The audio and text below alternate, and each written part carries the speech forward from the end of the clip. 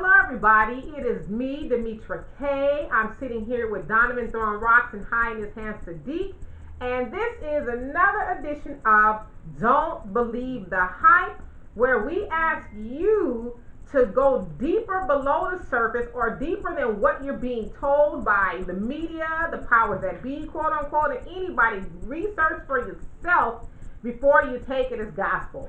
And so today we are going to lead off with the very popular topic of Trump's administration family separation policy.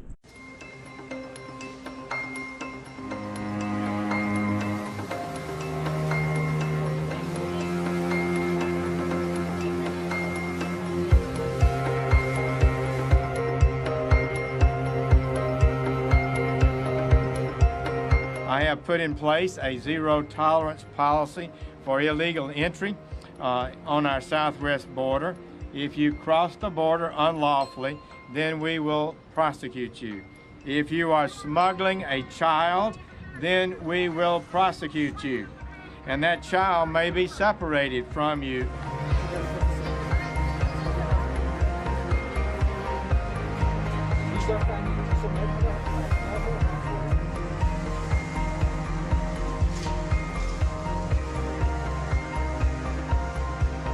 The zero tolerance policy is intended to deter people from breaking the law. Adults.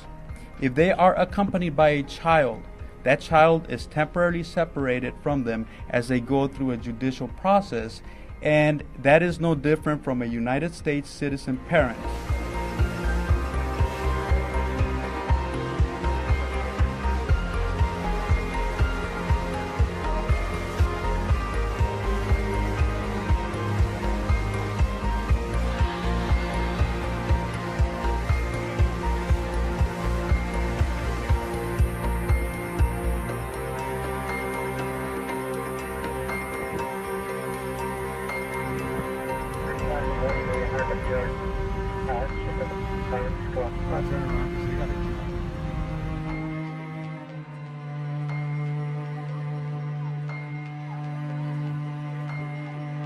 They call it zero tolerance, but a better name for it is zero humanity, and there's zero logic to this policy.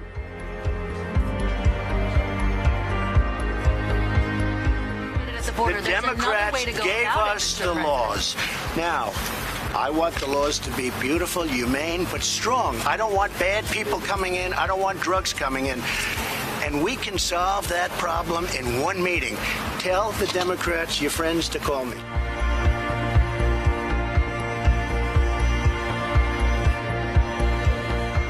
We should not be using kids as a deterrent policy. This is something I think is actually unacceptable, and it's something that as Americans we shouldn't be doing. He's got to step in there and he's got to end this thing, because I think it's an atrocious policy.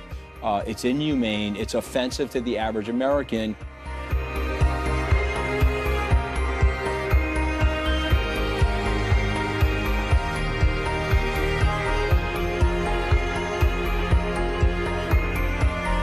We do not have the luxury of pretending that all individuals coming to this country as a family unit are in fact a family. We have to do our job. We will not apologize for doing for our job. We have sworn to do this job. Now, I'm going to go ahead and read from my notes because I have a lot to cover here, and then me and Donovan are going to chop it up, all right? Now, in the last couple of weeks, we have been hearing a lot about the Trump administration immigration family separation policy. I know that's a lot to take in, but that's the name of it. Now, specifically, we've heard that families are being torn apart when they are detained for crossing the border illegally. The separation policy states that it is considered a crime to cross the border illegally. Now, with that being said, those who are crossing the border are detained in detention centers. The children are taken to another detention center where they cannot be held because they cannot be held in like a prison type environment, okay? So they're saying that would be immoral. Yeah, just put them in the hood. I guess. Okay, so the Trump administration says that the families are reunited between 3 and 7 days and held no longer than 20. Some of the immigrants who cross the borders are looking for political asylum. So when they're detained, they apply for political asylum instead of going back home with their families intact. Therefore, the Trump administration says that it takes longer for those families to be reunited. However, immigrants, objectors, and some politicians have said that the detained children are being mistreated. Some are now calling Trump a child abuser for what his administration is doing to the children. So what are they doing to the children? The Trump administration has been accused of keeping the children in dog-like kennels, behind wire fences, and making them sleep on mattresses on the floor with thermal-like blankets, among other lackluster conditions. They're also saying that it's upwards of like 75 degrees or so in those, what you call, they're actually abandoned or empty warehouse. Yeah, so empty warehouse Walmart stores or whatever. Okay. Now, people all over the world from all walks of life are asking the Trump administration to end the policy on immigrant family separation. Now, the Trump administration, by way of Attorney General Jeff Sessions and Secretary of Homeland Security Christian Nielsen, insists that people who cross the borders illegally are criminals and should be treated as such with zero tolerance. Many, including former First Ladies Laura Bush and Michelle Obama, are calling the policy inhumane. Now, separation of family by the powers that be in the United States is nothing new. Although none of us were there, Africans were snatched and separated from their families over 400 years ago and throughout the horrid institution of American slavery. It was a very common practice for slave masters to separate the families via the auction block. They, being the white slave masters, never cared about the trauma they were inflicting on the slaves. They, being the white slave owners, didn't care that they were selling/separating a man from his family. They, being the white slave masters, never cared that children whose mothers were sold without warning would be devastated due to her permanent loss. They, being the white slave owners, only cared about making a profit off of the labor of enslaved black people. Now let me ask you all a question, and Donovan, I'll ask you since you're the only one that can answer right now, okay? Who do you think the descendants of the slave owners are? Do you think their descendants were taught to think less of others who are not like them, or less of people who they cannot directly benefit from? So, why are we surprised that over 400 years later, the white folks that are in charge and some that are not are cold-hearted when it comes to the inhumane treatment of immigrants? Now, let's not ever get it twisted. Africans did not sign up for the horrors that they experienced under the white slave master. And for those who might say, well, Africans sold their own people into slavery, miss me with that BS. Even if they did, they would have never sold their people if they knew what kind of evil that awaited them in America. Now, one other thing before I finish. The immigrants are choosing to come over here.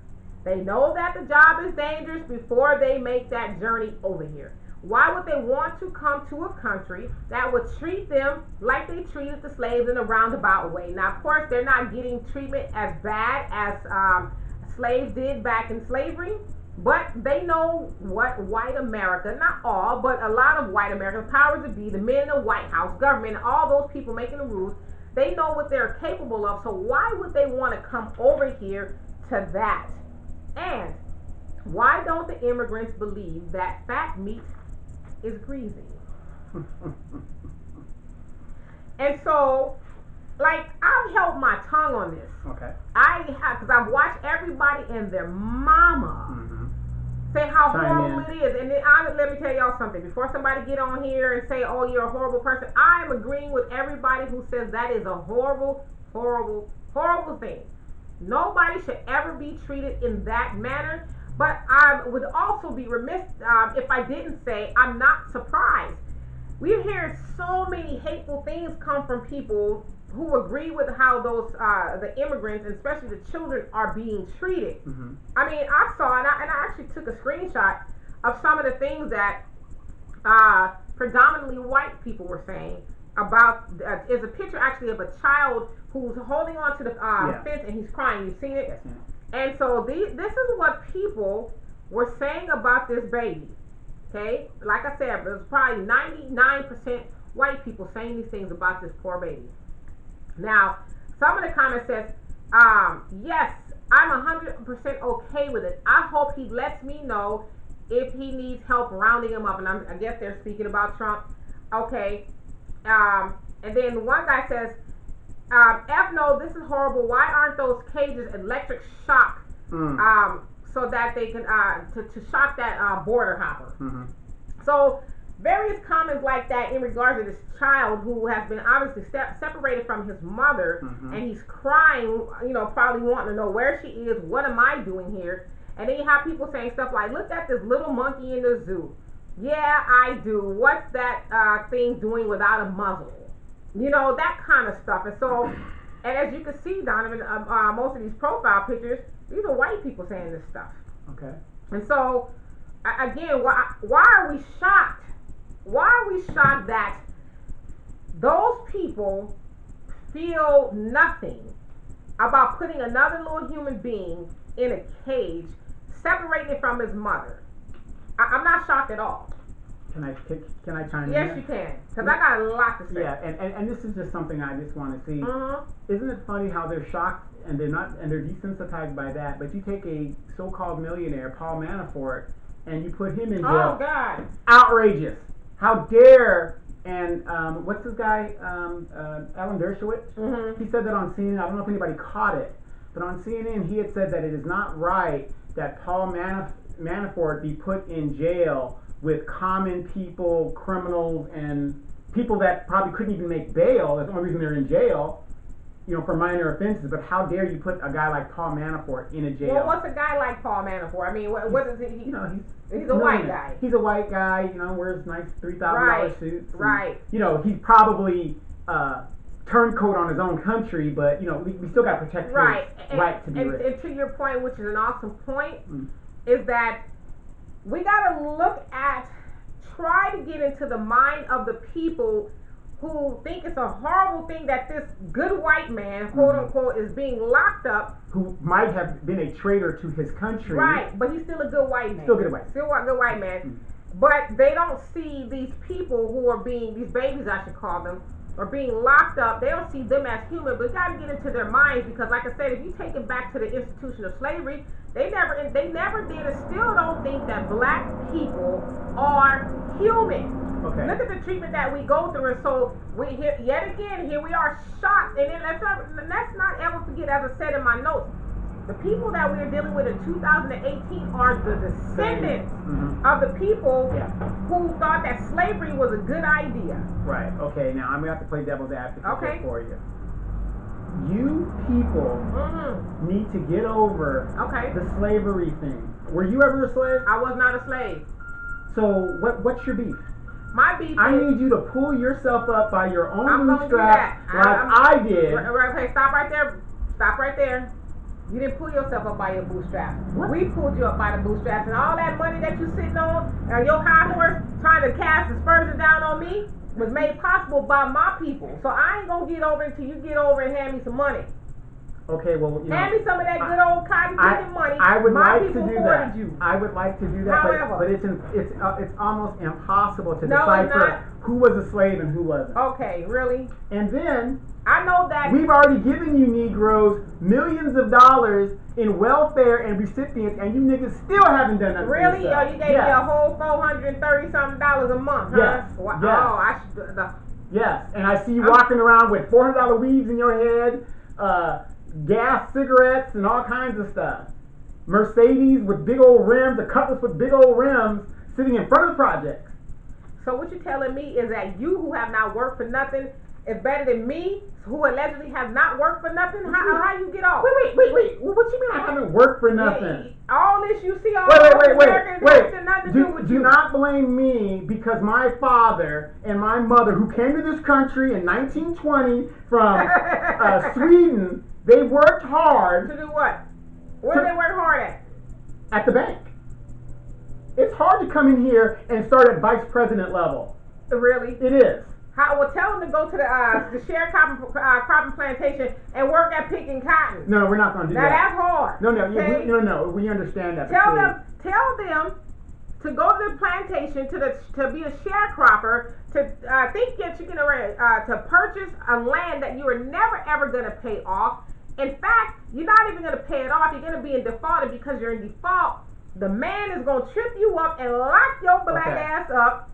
Okay, what you don't forget, this is America. Nobody could make you stay there. If it ain't working out for you, go try something else. Okay, I would just like to say this. I wanted you to think about that before you put my ancestors on the Middle Passage and brought our black asses over I here. had nothing to do with that. We're talking about now in the 21st Don't tell me century. to go back home when I never wanted to come over here in the first place. Well, then go back home then. Write me my 40 acres in my Tesla and I'm out. I can't do it. You can't do it. You don't want me to. No, because we don't know if you're a descendant of a slave. Do you think that my last name is what my last is an African last name?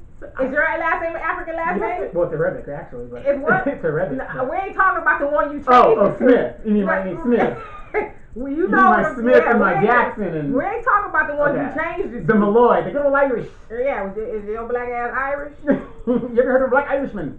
I know that my last name was of German descent. Mm-hmm. That didn't come from Africa. See, so you're one of us. So why are you? I doubt it. What's the big? Well, that was the name that was given to my peoples by the slave master. And if it wasn't for us, you guys would still be over there in South Africa, booty scratching and continent corruption. We saved you. You should be thankful. The little crumbs we give you. Saved us to come over here to a life of horror, huh? Yes. Okay. Yes. What was I thinking? But you know, in all seriousness, no. But this is the madness and the arguments you would get in a conversation with that. Now, I'm going to say this in all seriousness because a lot of people have been talking about this all weekend. And if you guys have been noticing, if you listen to Dee's show, which comes on at 3 p.m., I hate to keep saying this. I hate it to the core of my being. She has been correct.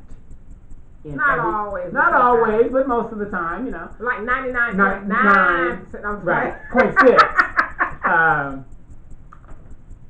Every time there is an issue with another culture or another group, let's say the LGBT, we got to fight for them. Oh, we got now.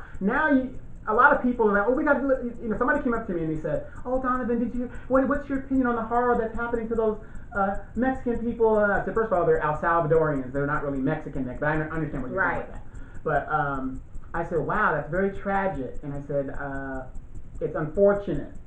However, they can solve their problems. We need to solve our problems.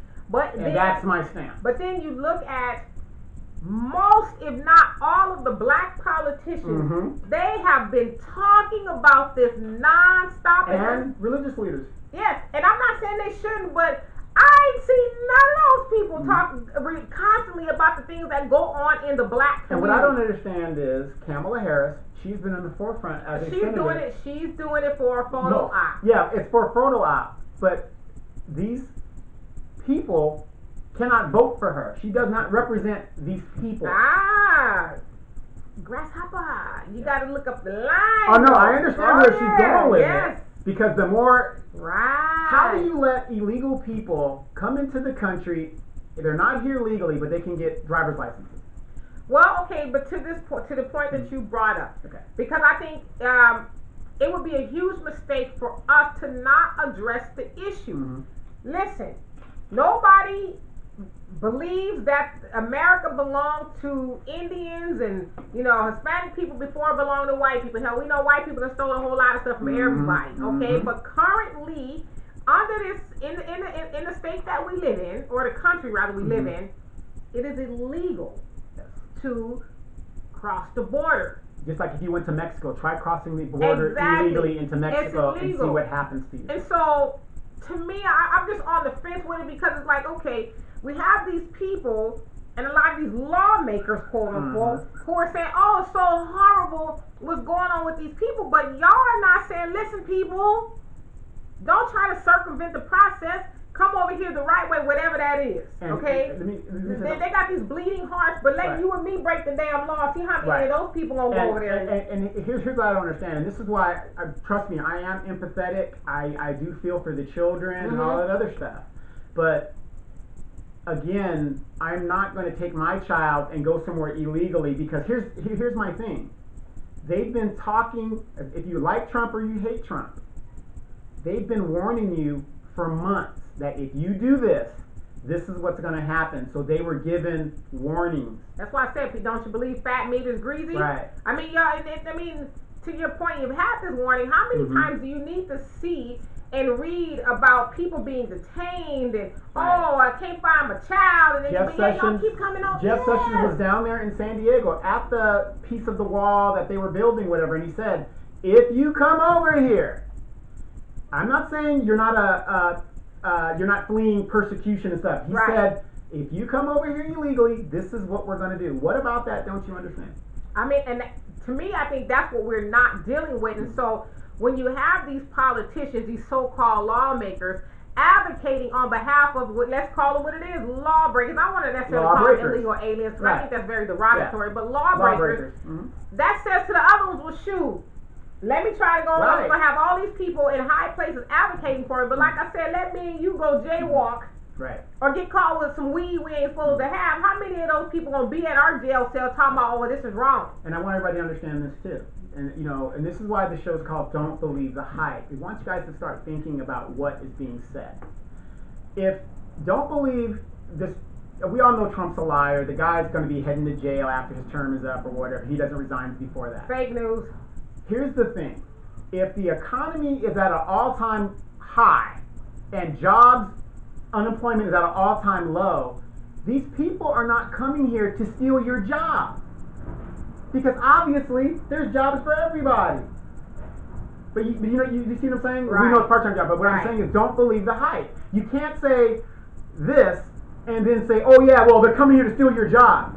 Unemployment's at an all-time low. So what's the problem? Well, and that's the lie they've been telling forever. Yeah. They, being white people, been telling the lie that, oh, them illegals, quote-unquote, are coming to steal your job. What jobs are they coming to steal? What exactly? What are they busting into IBM, being the CEO? I mean, what jobs are they? And it's been debunked a million times. The jobs that they are coming to steal, quote unquote, are the jobs that no white person with no job would do. Right. And here in California, we are a border state. We have a big problem with illegal immigration right in the city that we're broadcasting from right now. In Orange County, there's a little field there where they have strawberries and stuff by El Toro in Orange County. You don't see black people out in the fields picking that. You won't see white people out in the field. They depend on migrant workers to come in seasonally and get that. Right. So are those jobs they talking about people coming to steal? Right. Exactly. So don't believe the hype in that. Listen to what they're saying, and it's just a fallacy. It's just a fallacy. But again, to your point. You present yourself at the border, let them make a decision. I don't see why you have to incarcerate children and pull them from their parents. Well, because their justification, not mine. No, I understand why. It's a criminal act, and those people are going to be detained criminally, and they don't want to put children in a criminal facility. Right. And I understand that, but I think it's a little unnecessary. I mean, Trump can stop it. Agree. Trump can stop it if he wants to, but then again, notice that if what Trump is doing such an outrage, where are all the Hispanic and black politicians? I thought you were gonna say the Christians. Well, I was gonna get on them too. Yeah. Where's the outrage in them saying stop that? Because the president could only enforce the law, repeal the law. Right. Well, a lot of them actually are saying this is wrong and don't do it and this, that, and the other. But isn't it funny how quickly they deal with other racist problems? When it comes to the black person, they're shooting police down in the streets. No legislation. Right. Or when they tell these black politicians to denounce Farrakhan, they do it within a drop of a dime. I denounce. I don't believe in this hateful rhetoric. But it's like, okay, Farrakhan has been trying to help black people for over 60 years, but yet the white man tell you what you should do, and then you to denounce him and you do it, but you find out some Hispanic kids are getting locked up in a cage. You tell your ass. Right. My friend's mom used to say that. You tell your ass to go be seen talking about how horrible this situation is. So to your point, it's like, y'all rarely speak up on the behalf of black people. If you do, it's a blip. Auntie Maxine, haven't heard a word from her. Yeah, where has she been? Maybe she's on vacation. When you're a servant of the people, there is no vacation. Well, maybe she figures there's enough Negroes out there advocating for for the separation for those separated families. Right. For those of us that are old enough to remember this young Cuban kid named Ilan Gonzalez. Mm-hmm. This is a similar situation in where the government came in and they his father was in Cuba, wanted him back, and they forced the United States government to extradite the boy back to his father in Cuba. Well, because they crossed over here illegally. Right. His mom died in the process. Right, in the process. Right. And his father wanted him back in Cuba. Right. And it was funny how the white people were like, oh no, he needs to stay here. All these bleeding hearts. Little brown little. Right. But now we need to electrocute the cages and all this other stuff. I just and the argument of, well, it ain't like they're in jail, they're in a Holiday Inn. It doesn't matter. Okay, everybody knows I'm an animal lover. If you take an animal out of the animal shelter and you bring them to your home, and all that animal ever sees is your home, you haven't done that animal any favor. Right. You've locked him up in another facility. Right. True. It's just, it's a nicer environment. Right. But the animal is still locked up. Right. Thus, I take my dog for a walk every day to get out and get new smells and meet new people. But to your point about the dog, not to try to tie the people into the correlate them with the dogs, but those very same people who are advocating for those children to be locked up, you lock a dog up like that and see what happens. Exactly. Michael Vick ain't gonna never walk down the street without a white person hurling something at him, ever. But yet it's okay to lock people up like that. And so I just no, not people. Okay, these aren't people. Because if that was a white person, it would be outrageous. Right. Well, let's just be real. I know people right now. White people ain't gonna lock their own people. But that's what I'm saying. Let's be real about it. If this was a bunch of kids from Canada coming down here, crossing the border, which they don't ever talk about making a wall up north. They never talk about that. It doesn't take a genius to say, well, if I can't get in through the south, I'll just come around. Okay, but let's take that scenario to somewhere else. Okay. Remember, I can't think of the little white boy's name, but he went to Thailand or some country, and he spray painted along with Singapore. He spray painted with all the other kids over there, and they was about to cane his butt. Oh my God! I think they came down. I think it was like 12 canes, but they got it down to 4. Right, which are still, and the people were just, America just lost their mind. This is horrible. How could they do this to me? He didn't mean it.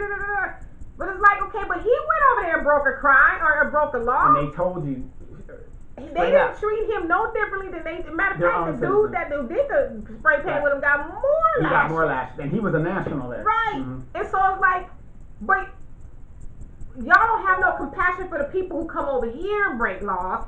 But in the Ottawa beer, the guy in Korea, wherever he was, stole the flag and ended up dying over there. Oh, it's horrible. We should boycott. See, and that's the thing. As you guys know, I recently came back from Vietnam, and I was in Thailand myself.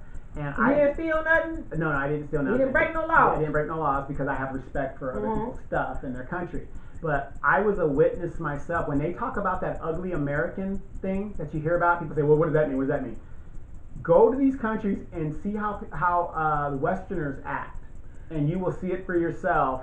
If you were in, these people were foreigners in your country, and you're seeing how they're acting, you wouldn't want them there either. And think about the difference in how Leandro Ball. Oh yeah, Leandro, yeah. The one brother, the Ball brother, anyway, the middle brother, that went over there into China and they stole the glasses. And if you went on some of these posts about it, these white people, well, that's what he should get. He should know, go to another country and break a law. But not even a year before that, Oliver Beer or whatever his name is, he died in jail. And people white people lost their ever minds. That he was treated, it was just a flag. Oh, he didn't mean anything. Y'all explain away some stupid shit. You really do. Yeah, when I was in Vietnam and some of the I said I wasn't cussing no. Yeah, when I was in some of the tourist areas, you're talking about white girl drunk. These girls were falling out in the street. I'm talking about they acted like they owned the place. I'm talking about rude, disrespectful. The white men are over there dating the children. I mean, they treat these people as if they are not people. And then they get mad when they go up to somebody else's country and they enforce the rules on them. Right. And then it's like, oh, why me? right? And then if you think about these politicians, like going into Mexico, how come if it's successful, nobody wants to go to a Mexican jail. Everybody knows that. You don't want to go to a Mexican jail. Understand, right? But if we had our justice system, our recidivism system, recidivism rate, would go down. Right. So why aren't these politicians talking about what do we need to do to stop people from going back to jail? Maybe make it horrible. They don't want to stop people necessarily from going to jail. They want to stop white people from going to jail. Right. They want your black ass in jail. Okay? Right. Because they make money off of it. Absolutely. There's money in the penal system. Oh, not enough space. Okay. So, I should say penal, not yeah, penile. I think your mind was right. something else. No. Well, you're listening. Her mind is somewhere else. But it's just sad that we're in a situation now. And when people were coming up to me this week and talking about that, I'm just looking at them. I wasn't looking at them horrifiedly, but I kind of was. I'm thinking, you're so quick to help other people, which is a good trait to be, but you got to help yourself first. I think when black people realize what you just said, we are going to go miles and miles and miles, a lot faster. But we're always, and Dr. Claude Anderson talks about that, we allow ourselves to get lumped in with minorities. Oh, I'm a minority. I need this because I'm a minority. Okay, but do you know exactly what that means? That means, like you said, I'm lumped in with, like as you said, lesbians, LGBT, and all these other people, women, Hispanics, and he says midgets, humpbacks, whoever else. Whatever. Right, Yeah, we are classified, and then black people's issues never get dealt with because everybody else is, oh, what about me? I'm a minority too. And especially our issues never get dealt with by our black leaders, because a black leader get to the top, and like I said, I'm not an Obama basher, but let's just call it the way it is. This man was president of the United States for 8 years, and he did not do one overt thing for black people. Everything he did included the group. Well, in the Miseducation of the Negro by Carter G. Woodson, he talks about that, and that a lot of our black so-called leaders, they get to the top, but they don't get to the top. Some of them get to the top by hard work, but a lot of them are handpicked. Yeah, they're handpicked. By white people, the establishment, and so once they get there, their job is to quell the rest of the black people and to preach from what the talking points that they're getting to the rest of the black people, and that's why. And this book was written in the 1920s, and it reads almost as if we're talking about 2018. We are no better off than when he was talking about those things, and he also talked about how we don't need any more black leaders. Again, this is the 1920s. We need people who want to work. We need workers, because he's saying a lot of talking and preaching and all that stuff. That's just what it is. But we need boots on the ground. But you have a lot of black leaders like, choose me, I'll go in. But like we think about an organization like Black Lives Matter, and this is what the book was talking about too. It says, you always have these white powers that be. They're so eager to help uplift black people by way of the NAACP and Black Lives Matter. And Malcolm X talked about that too. You should be very leery of a white person who wants to be at the helm of these organizations or wants to give so much money. Well, why? Why do you want to do that? What's in it for you? Of course, if you're, what George Soros gave $33 million to Black Lives Matter, why are you giving that kind of money? And he also gave a bunch of money to Hillary Clinton. Well, that's what he is. He's a Democrat financier, He's a puppet master is what he is. And so, we should we don't have black leadership. And then the book talks about that too, as far as black leadership. You notice every faction of black leadership you have, they're always fighting with each other. Yes. Oh, I know you said that, you're on the red side, but you should be on the black side because the black side is just with the red side. And they're always, even today, you have your Boyce Watkins, you have your Umar Johnsons, and your Tyreek Nasheeds, and these so-called. Cornel West. All these people, they're fighting with each other. They don't agree on anything. But yet they call themselves helping black people. And so you just have to ask yourself, well, why am I following you if you don't agree with him, you don't agree with her, none of y'all, and there's just like this big hustle. Well, it's the same thing in local politics in general.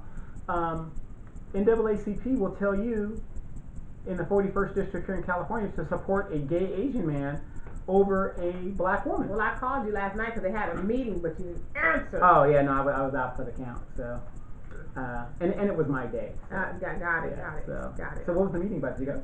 No, I didn't go. Okay, yeah. It was they had some artist or somebody. Oh yeah, I'm not gonna waste my time with the NAACP because it's obvious, at least here in California. I can't speak for all the chapters of the NAACP, but in general, the chapter here is controlled by a lady who marched in the 1950s, and she was down for Martin Luther King, and she will put her members on a broken down ass bus while she flies to the Capitol to give us a piece of paper to present to the representatives, and you know, have the nerve to have these other black feminists tell men to stay in their place or be quiet or whatever the deal is. So we have a significant problem in the NAACP. You know you're going to get a whooping, right? Oh, well, you like I said, a whooping. my aunt is a member of that chapter, which is totally fine too, but I'm calling it the way it is. You can't say what I'm saying is wrong. That was the worst experience of my life. It's funny because I was telling Al about it. It was the worst experience I said, of my life. Donovan said I might be flying back. I'm like, you might be flying me back with you. Yes. Okay. It was the worst experience of my life. How are you going to tell a grown person to be quiet in the state capitol? I pay taxes, just like anybody else. That happened a couple times. I'm talking about when y'all was sitting at the table, you and that dude was talking. Yeah, we're talking, having a good conversation. She says, you. Yes. And you. You have been talking this whole time. And this is like in front of 200 people or so. And then what? Then what was sad? There's nothing worse than some old hoes running to go see Willie Brown in the lobby. Too far. No, that's not too far. No, that's not too far because that's exactly what happened. I saw Willie Brown in the lobby. I said, hey, how you doing? I went about my business. But the minute that they heard Willie Brown was in the lobby, their panties too far, brother. got pulled up and they ran out of the That's meeting. a little too far. But it was the truth. It was the You truth. did not call those lady old hoes. Oh, there's nothing worse than seeing some old hoes present themselves as groupies to a corrupted Democratic operative. There's nothing worse than that. And that's my take on that. Listen, Auntie, I cannot be guilty by, so I will not be guilty by association. The words and opinions expressed is that of the person talking. His alone, okay? So, but no, the NAACP, for those of you guys, like I said, don't believe the hype. There's something wrong when an organization that's supposed to be for black people is telling you to vote against another black candidate, and that's wrong, in my opinion. And let's talk about that for a little bit too, because I was having this conversation with my brother who is very on the right, okay? He is a Republican. And there's nothing wrong with that. Ain't nothing wrong with it, but he's a Republican. He's still a brother. He's still a brother. That's what they say. Yeah. But anyway, still a brother. So, but we were talking, because traditionally I have been a Democrat. I'm not anymore. I'm nonpartisan. You woke up. Okay, yeah. Yeah, you woke up. Yeah, when you wake up, you just see the light. But to your point about, the Democrats and black people, they have lullabied us to sleep for, ever since we switched over. Yeah, since the 1930s. Late 1930s. And I don't think we understand. I don't think we understand why we were being used. We were being used. FDR did not. He enacted the New Deal things and stuff like that. There's a little bit more opportunity. But it was only to sway us over. Right. It wasn't because they For really votes. right because during that time black people couldn't get anything, and it was actually through his wife that said, "Hey, we need to start doing something for black people." I mean, he didn't even want to be in the same room with black people. Didn't want to take none of that kind of stuff. And like I said, don't believe the hype, you guys. Listen to this.